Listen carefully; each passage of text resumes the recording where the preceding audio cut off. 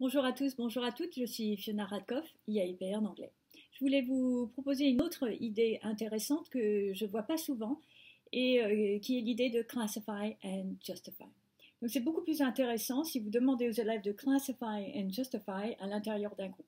Des fois les professeurs me disent, les élèves ne disent rien, ils ne savent pas ce qu'ils vont dire, mais tout d'un coup si vous leur donnez le choix entre plusieurs possibilités et vous leur demandez de les classer et de justifier, tout d'un coup, vous verrez que la production orale sera beaucoup plus intéressante que vous soyez au collège ou au lycée.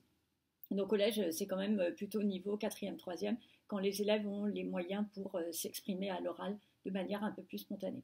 Donc, je vais vous donner des exemples. Par exemple, si vous êtes au collège et vous travaillez sur les héros, vous pouvez donner une liste de 10 héros où les élèves collectivement en classe entière, vous notez les 10 héros au tableau.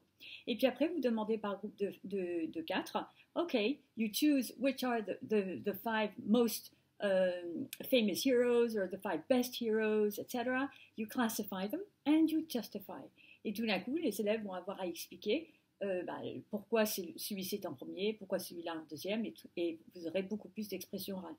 On peut l'avoir également avec des objectifs culturels beaucoup plus forts, comme par exemple, the most classify and justify the 5 most important historical events in the United States history, par exemple.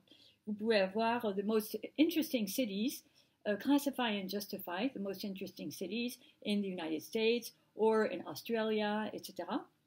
The most interesting travel destinations, mais également pensez, si vous travaillez par exemple le compte-rendu en anglais, je pense à des élèves de LLCER par exemple, vous pouvez donner 3 exemples de compte-rendu à l'écrit, vous leur demandez de lire les comptes-rendus par groupe de 4 et classify and justify. Et donc en fait, ils vont évaluer les copies, ils vont les classer et ils vont justifier les raisons pour lesquelles ils les ont classées dans cet ordre-là. Et puis après, vous leur donnez les vraies notes de ces copies-là. Donc pensez à cette idée, choose, et puis après, classify and justify pour développer l'interaction orale au sein des groupes.